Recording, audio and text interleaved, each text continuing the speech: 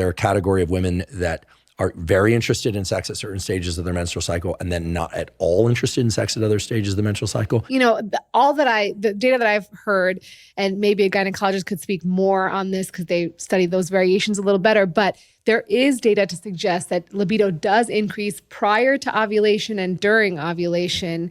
I think it's like a couple days prior because that's the optimal time for fertility. So yes, there is data to suggest that. In terms of like completely lack of interest, I don't believe there's data, but I'm not sure.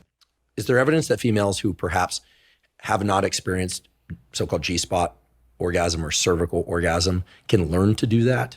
And I always find it interesting that whenever there's a discussion about different forms of female orgasm, people are careful to point out that many women don't have penetration-based orgasm.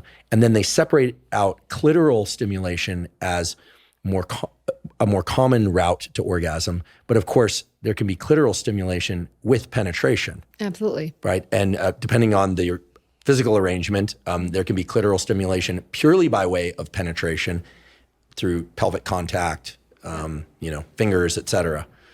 So how should we think about this? How should we talk about it? So there was an interesting study that I just read recently where they gave women words for these things, right? So there's like the rocking stimulation. So that can also stimulate, so meaning that you're penetrating, but there's like a rocking motion that can also penetrate the clitoris. There's stimulation of just the outer part of the vagina, which again, as I mentioned, the G-spot is there. It's more highly innervated, so that can be more stimulating.